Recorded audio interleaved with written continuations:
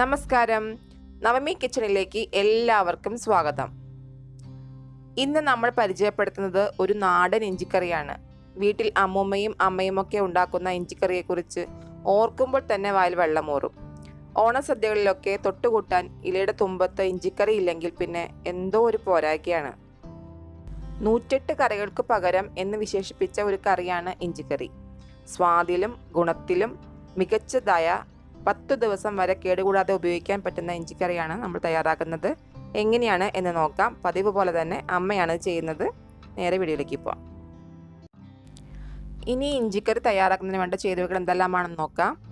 മുളക് പൊടി, മല്ലിപ്പൊടി, മഞ്ഞൾപ്പൊടി, കായം പൊടിച്ചത്, കടുക്, ശർക്കര, വാളംപുളി, ഉപ്പ്, വറ്റൽമുളക്, വേപ്പില, വെളിച്ചെണ്ണ, പച്ചമുളക്, ഇഞ്ചി. ആദ്യം തന്നെ നമുക്ക് ഇഞ്ചിയുടെ തൊലിയെല്ലാം കളഞ്ഞ് നന്നായി കഴുകി അരിഞ്ഞെടുക്കാം. ഇവിടെ ഇപ്പോൾ 200 ഗ്രാം ഇഞ്ചിയാണ് എടുത്തിരിക്കുന്നത്. ഇപ്പോൾ ഇവിടെ ഇഞ്ചി കനം കുറച്ച് വട്ടത്തിൽ അരിഞ്ഞെടുത്ത് വെച്ചിട്ടുണ്ട്. ഇനി നമുക്കിതൊന്നും കൂടെ ചെറിയ കഷ്ണങ്ങളാക്കി മുറിച്ചെടുക്കണം.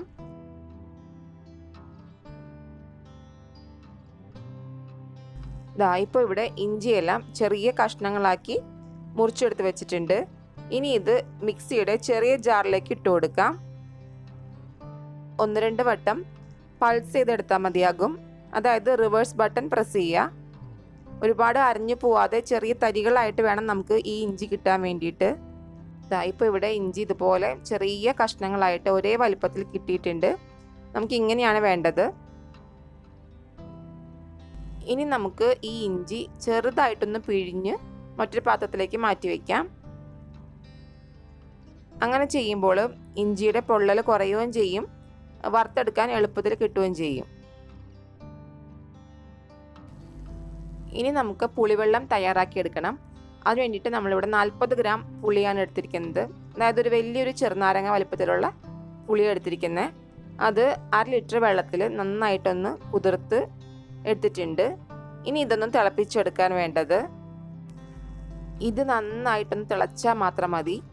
അതിനുശേഷം നമുക്ക് ഫ്ലെയിം ഓഫ് ചെയ്തിട്ട് ഇത് ചൂടാറാൻ വേണ്ടി മാറ്റി വയ്ക്കാം.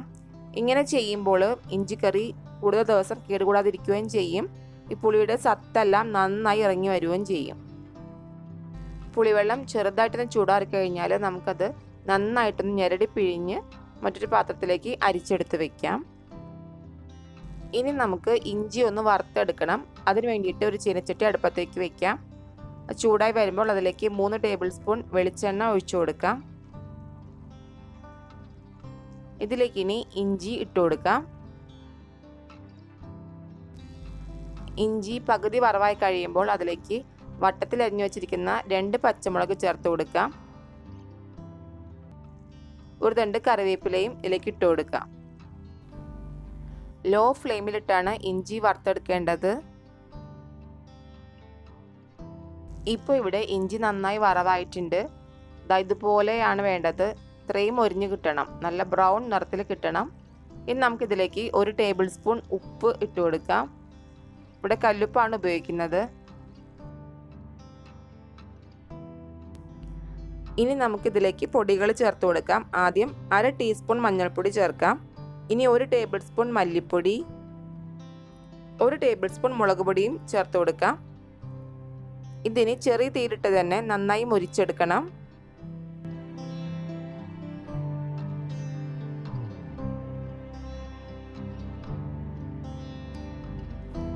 ഇപ്പോൾ ഇഞ്ചിയും നമ്മൾ ചേർത്ത പൊടികളും എല്ലാം നന്നായി മൂത്ത് മൊരിഞ്ഞു വന്നിട്ടുണ്ട്. ഇനി നമുക്കിതിലേക്ക് പുളിവെള്ളം ചേർത്ത് കൊടുക്കാം.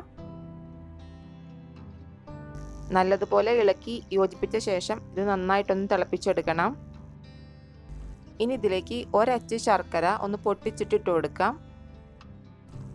ശർക്കര അലിഞ്ഞതിന് ശേഷം ഇതിലേക്ക് 1/2 ടീസ്പൂൺ കായപ്പൊടി ഇട്ട് കൊടുക്കാം. ഇനി ഇത് നന്നായിട്ടൊന്ന് തിളപ്പിച്ച് കുറുക്കിയെടുക്കുകയാണ് വേണ്ടത്.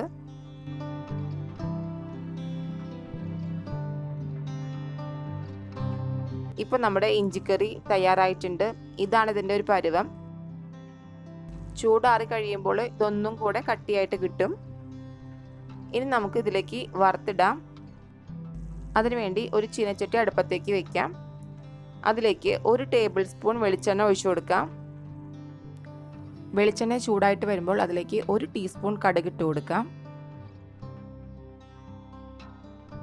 കടുക് പൊട്ടിക്കഴിയുമ്പോൾ അതിലേക്ക് 2 വറ്റൽമുളക് മുറിച്ചിടാം.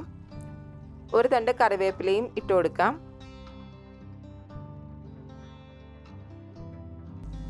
ഇതിനി ഇഞ്ചിക്കറിയിലേക്ക് ഒഴിച്ചു കൊടുക്കാം. അങ്ങനെ നമ്മുടെ വളരെ രുചികരമായിട്ടുള്ള സദ്യ സ്പെഷ്യൽ ഇഞ്ചിക്കറി തയ്യാറായിട്ടുണ്ട്. ഇതെല്ലാവരും ഈ ഓണത്തിന് ട്രൈ ചെയ്ത് നോക്കുക. നിങ്ങളുടെ ഫീഡ്ബാക്ക്സ് കമൻറ്റ് ബോക്സിൽ അറിയിക്കുക. വീഡിയോ ഇഷ്ടമായിട്ടുണ്ടെങ്കിൽ ലൈക്ക് ചെയ്യാനും ഷെയർ ചെയ്യാനും മറക്കരുത്. ആദ്യമായി കാണുന്ന കൂട്ടുകാർ ചാനൽ സബ്സ്ക്രൈബ് ചെയ്യാനും മറക്കരുത്. നല്ലൊരു വീഡിയോയുമായിട്ട് വീണ്ടും വരാം. അതുവരേക്കും ബൈ. Thank you.